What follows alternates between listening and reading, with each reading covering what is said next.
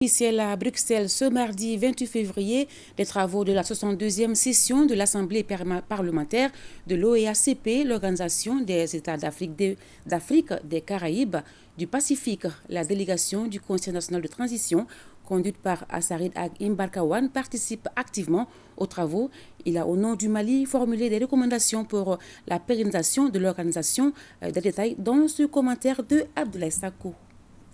Pour qu'elle puisse atteindre ses objectifs, l'Organisation des États d'Afrique, des Caraïbes et du Pacifique, OEACP, composée de 79 pays, doit être financièrement stable. Elle doit identifier les préoccupations des populations et être parfaitement en phase avec son temps, c'est-à-dire une entité qui s'approprie les technologies selon les parlementaires. Dans son allocution, Assarid Ag Imbarkawan, chef de la délégation du CNT, a vivement encouragé l'Assemblée parlementaire de l'OEACP à se rendre souvent sur le terrain pour constater les difficultés dans lesquelles vivent les habitants des pays du Sahel confrontés au terrorisme et aux conséquences des changements climatiques.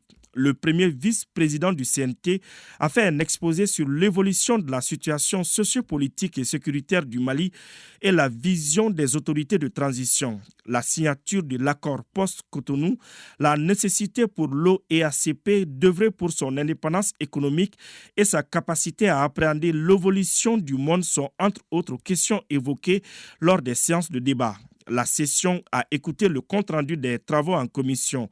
À ce titre, le chef de la délégation malienne a présenté les conclusions des travaux de la commission consacrée aux affaires politiques. Au cours de ces travaux de la 62e session de l'OEACP s'est tenue la réunion de la Commission des affaires politiques, session présidée par le premier vice-président du Conseil national de transition, Assarid Ag Imbarkawan. Je vous propose un extrait de son intervention. Le Mali travaille sur trois principes qui ont été énoncés par le président de la transition, son Excellence Assimi Goïta. Le respect de la souveraineté du Mali. Ça, c'est quelque chose avec lequel nous m'achardons avec personne. Le respect des choix stratégiques et des choix des partenaires opérés par le Mali. La prise en compte des intérêts du Mali. Voilà les trois questions autour desquels le gouvernement de notre pays de la transition travaille au jour d'aujourd'hui.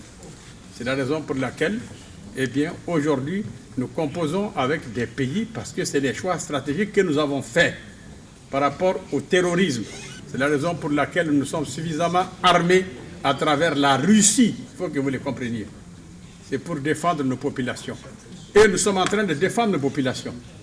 Aujourd'hui, notre armée est suffisamment armée pour défendre les populations du Mali.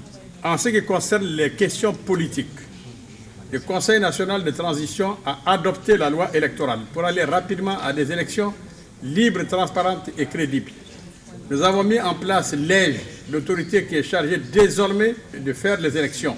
Nous sommes en train d'adopter le projet de la nouvelle constitution. Et à partir de ça, nous allons envoyer cette constitution au référendum et nous allons travailler sur la base de cette constitution. La seule chose que je peux vous dire, c'est que nous allons tout faire pour respecter les engagements que nous avons pris avec la CEDEAO, c'est-à-dire faire les élections générales d'ici mars 2024.